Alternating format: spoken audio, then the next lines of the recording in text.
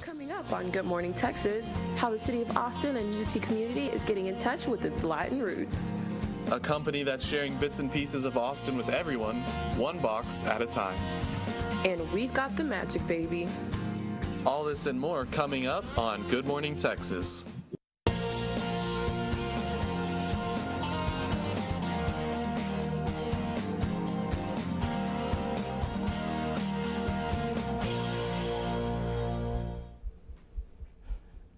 Good morning, Texas. I'm Cameron Sines. And I'm Cortland Cole. Thank you so much for joining us this morning, and happy first day of fall.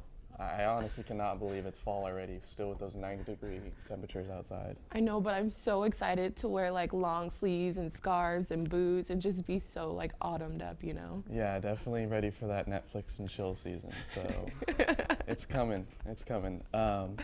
But from mid-September through October, the Latino community celebrates its culture throughout events and festivities. To celebrate its first year at UT, the Mexican American Studies Department kicked off its official first Hispanic Heritage Month event.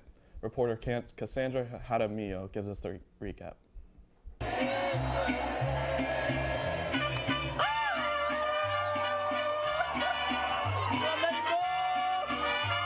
One of my favorite activities here is dancing. You have so many performances, they're so electrifying, and it's just that Mexican flavor that gets you dancing, and I love it.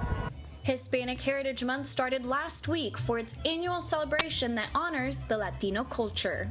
And the University of Texas started its kickoff of month-long events with nationally syndicated columnist Gustavo Arellano, who spoke about the importance of ethnic studies. Ethnic studies has received pushback in other states, but Arellano, who teaches Mexican American studies, says it's because those opposed are misinformed. People are afraid of ethnic studies because they think it's somehow seditious, that the people who enroll in these classes or major in these programs, that they're going to become anti-American and not want to learn about the history of the United States. But those people who criticize have obviously never been to a Chicano studies class. They would learn that it's all about the history of the United States, except through the eyes of Mexican Americans, through their perspectives, and through their hechos. It's the special hechos, achievements, and events that bring a community closer for the month. Cassandra Jaramillo, Good Morning, Texas. UT Counseling and Mental Health Center launched its annual campus-wide campaign, Suicide Prevention Week, starting on students are welcome to attend various workshops throughout the week and show their support on social media by using the hashtag #HopeStartsWithUT. Marion Chatner, UT Suicide Prevention Coordinator, says, although suicide is not always a comfortable subject, they would like to raise more awareness among the UT community. Suicide Prevention Week is about raising awareness around about the issue of college student suicide. Suicide is believed to be the second leading cause of death for college students. 18% of college students have seriously considered suicide at some point in their lifetime, and 8% of students have gone on to make a suicide attempt. Although it's a really bad thing that they have to focus on, I'm glad UT is doing something for this week. Yeah, no, it's always a sore subject, but it's good to always highlight the fact that people are like helping it to not happen, you know? Right, because it's happening all over the country, so. And unfortunately, even here, we hate to say it, but it's happening in our own campus in Austin. Yeah, students, I think, are at high risk of, sometimes all this high pressure and stress, so. Well, if you're from Austin or have been living here for some time, you probably know that it's pretty hard to find one free parking spot downtown and two, find a parking spot, period. This weekend was no exception to the trend. In fact, there were even less parking spots. But no worries, it was all for a good cause and just for one day. Our Danielle Smith has the story. Public parking spaces probably aren't the first thing that come to mind when you're looking for a place to relax. Since 2005, Parking Day aims to change that one parking spot at a time. I've worked as an urban planner in Austin for 2 years, and a lot of the stuff we do is very much about getting people out onto the street, asking people to reconsider what we use the streets for. If you look around, you see tall buildings, cars, and construction, but some passionate locals want you to know that there are different ways you can use your space. We were just touring around the Texas Capitol, and we stumbled upon this parking lot, and we said something's going on here. It looks really good. A group of volunteers came together to collect materials such as sod, pallets, and patio furniture to transform the parking spaces. Between 6 and 7 in the morning, at the intersection of 10th and Congress Street, the parklet was prepared. The afternoon featured an acoustic show with free yoga, and later an improv show was held. This would be pretty awesome. It could be pretty spectacular to do something like this right in front of Congress. The city actually was really interested. They had heard about Parking Day as well. The City of Austin created a permitting process, making it easy for volunteers to make their parking day run smoothly. There's a desire for more permanent parklets in highly urban centers, and according to Mohammed, cities want to support this idea. I do think that there are a lot of really cool things going in Austin, but that's the one thing that's really missing. Let's hope that Austin keeps becoming more of a city where there is public space and where you can just kind of spontaneously walk around and meet other people, and you don't have to be in a spot behind closed doors. For Good Morning Texas, I'm Danielle Smith. So, Austin's like one of the fastest growing cities, and there's businesses and food, like vendors coming every day, but I think it's important that we need to remember, parks, they're important. Right. So this was I think a really cool event to just kind of take a minute, stop from all the shopping, and just have a space for you to hang out. There was hammocks out there and chairs, and I think a lot of the people in Austin enjoyed it. Also, there was a tourist from New York, so that was kind of cool that she got to see that part of Austin while she was here. But while it's true that SoCo has bad parking, it does have some pretty awesome food trucks to visit, something that the city of Austin is well known for. Could we be seeing them on university grounds soon? UT student government shared us their initiative to spice up campus dining. After 70 years in the making, food trucks on campus may finally come to life on Speedway Plaza. Student government's initiative, SG Listens, resurfaced President Rainey's initial talks of diversifying on-campus dining. Student government now is just kind of expressing support for the student body to recognize that students on campus do want those increased food options, and then kind of, it gives a way for administrators to know that there is wide student support, and hopefully can kind of push the project along. Trucks come to campus, unfortunately, is not up to us. Aramark controls the vendors and services that come to UT. But don't worry, Longhorns, businesses like Pete's Harry's and Torchy's have been brought up in recent talks. The addition of food trucks comes with the overhaul remodeling of Speedway. We talked to the manager of Cow Tipping Creamery, a local food truck, about what it would take to work on campus. I think it would be very interesting if they did a rotating food trucks throughout there to keep it nice and fresh on there, because it's hard to keep it one spot and definitely power your work and worrying about on the truck. Cortland Cole, Good Morning Texas. I'm actually really excited about food trucks to come to campus. Oh yeah, I think that's one of the best parts of Austin, the community aspect of it, and for them to bring that and merge it with the campus, I think is great, because students are going to love that. A quick place to just go grab a bite to eat before class. And one of their main things was trying to diversify campus dining so everyone doesn't have to eat at Jester every day. Right, this will definitely be a nice needed break from the Jester food. Even though it's great, I like some food truck tacos every now and then. All right, well, stay tuned. Still to come up, your top stories and a look at this week's weather forecast. Thanks for watching Good Morning Texas. Keep it here on Texas Student Television.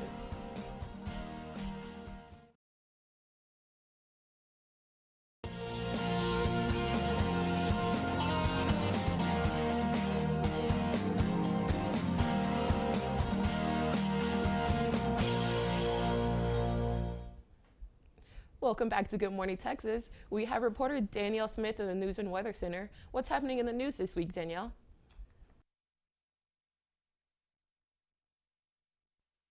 Female undergraduates at the University of Texas say they've been sexually assaulted since arriving on campus. The survey revealed that at Texas A&M, about 15% of women have been sexually assaulted as well. Sexual assaults are rarely reported, but the survey showed that only 6% of women at both schools reported incidents to the police.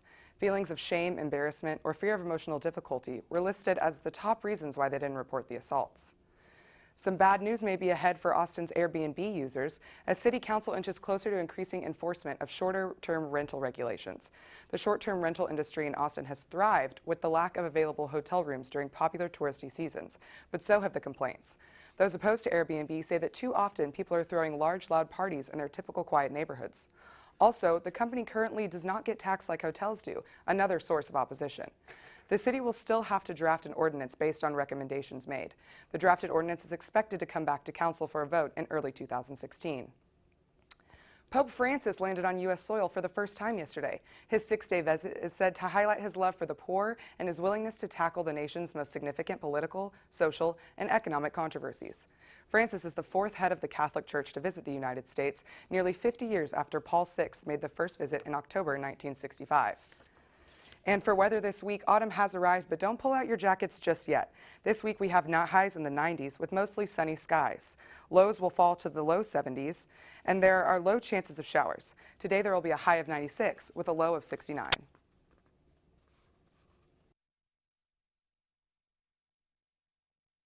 So cool, right? I know, he's like a celebrity. He's got his Twitter and everything. He's meeting the President Obama. I totally wish I could be there to like greet him and be like, hi, I'm Cortland. But Right. here we are. Yeah, and I think it's good for, even if you're not Catholic to, I think it's just like a nice atmosphere for the Pope to come. And I think, we're very welcoming, so I think he'll enjoy his time here. I'm kind of upset about like the weather though. It's like sunny all week. Today's the first day of fall, and it's 90 degrees minimum all week. Right, yeah, like we need to get some of those fall breeze in here. And I haven't seen much of autumn leaves or anything yet, but I think that's coming soon. Stay tuned for more Good Morning Texas.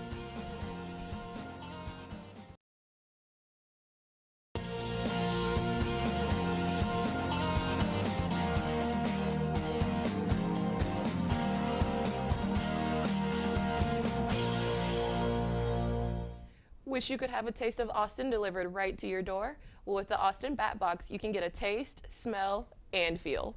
Our Madeline Christensen finds out how. You've probably heard of them before. The monthly subscription boxes that have become a recent trend that deliver anything from pet goodies to makeup to healthy food to DIY crafts. But there's one box that delivers all of that in one. The Austin Bat Box is a way of life. No, it's a subscription box for Austin local businesses and companies and artists. We like to promote anything from your super small business that's just started this year up into things like Stubbs. We like to get the full spectrum. We put that in a box and we ship it out to your front door. So you get some Austin every month. The Bat Box subscription is $29.99 a month and can offer anywhere from 4 up to 8 products. For the $29.99, you'll get your money's worth. We've had some boxes worth well over $100 in retail value. The Bat Box is for anyone and everyone. Whether you've lived in Austin for years or have never even visited, it offers a peek into the very elements that help keep Austin weird. Most of our subscribers, I would say probably it's about 60-40. So 60% of our subscribers live in Austin, which was a surprise to me. I thought I was going to be making a box for homesick people. And then we do have a lot of like UT graduates who moved away for their careers and for their families after they graduated and they miss Austin, so they subscribe. And then we also have a lot of subscribers who have never even been here. Each monthly Bat Box has a theme with surprise products from entirely local Austin businesses. In the boxes, we want it to be, when you open it up, it's a little mini store every month. We pick a tissue paper, we pick little satchels, little bags, and so we decorate it every month so that when you open it up, it's an experience that you have in your living room of weirdness, but also excitement, and it's a surprise box, so the products that go in there are going to be stuff that kind of you could probably only get in Austin. I'm a 4th generation Austinite, so I'm super proud of Austin and everything that it's become.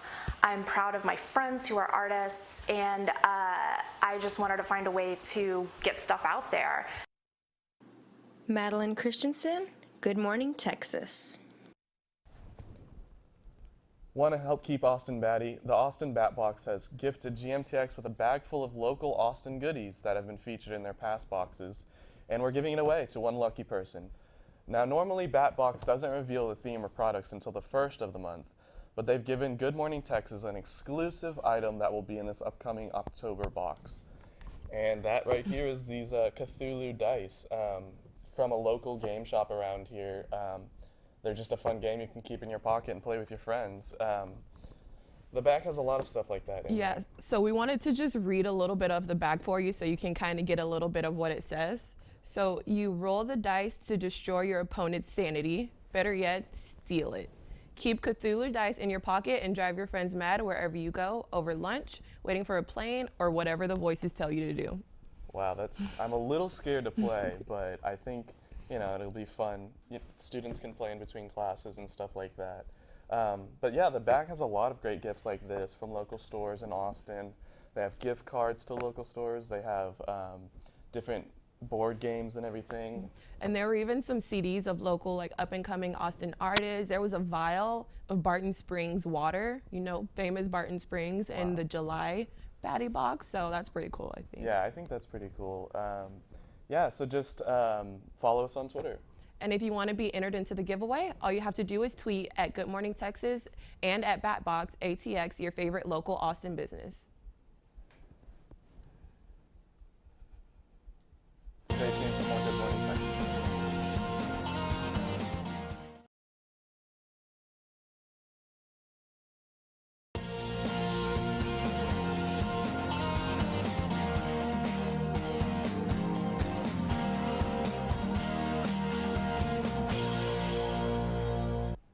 Welcome back to Good Morning Texas. Today we have UT RTF freshman Giancarlo Bernini joining us in studio to do a little magic.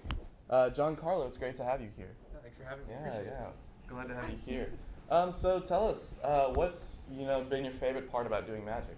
I want to say my favorite part of magic is just being able to take something or someone's ordinary day and do something to make it a little more extraordinary. Just add that little piece of magic to their day. Right. That's the best part. Yeah, I'm sure students around here could really use a little magic in their lives. That's really great, yeah. So what got you involved in magic? So I started when my dad showed me a card trick when I was really little, and I loved the idea of being able, to do magic, and I just kind of started learning. When I was little, in fact, let me show you something, because when I started doing magic, I started experimenting with some of my toys. Again, I was a really little kid when I started getting into it.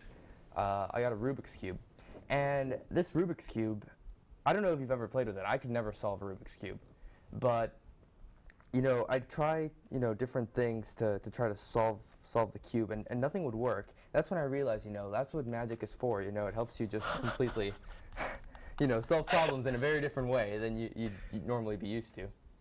All right. Wow. That's quite the way to start, doing something like this. I don't know if y'all saw that, but he just solved the Rubik's Cube by tossing it in the air. Yeah. Wild. Here, let me show you. I've got let's just use $2 bills for this. And so what we're gonna do is, we're gonna start with this one. I take this $1 bill right here. And would you mind holding your hand up for me? I'm gonna take this $1 bill and I'm just gonna crumple it up in my hand. I'm just gonna place this into your fist right here, and just close your fist around that. Perfect. So what I'm also going to do is I'm going to take this $1 bill. Now this $1 bill, I'm going to do the same thing. Can you hold your hand out for me? Except this time, first, I'm actually going to rip the $1 bill. A little piece off. Here, I'm sorry. And I'm just going to give you that to hold on to and squeeze that. And I want you, with your other hand, can you just pinch that little piece that we just tore off? Perfect. So I want you to hold that piece up so everyone can see it. And you've got this little piece of the $1 bill right there.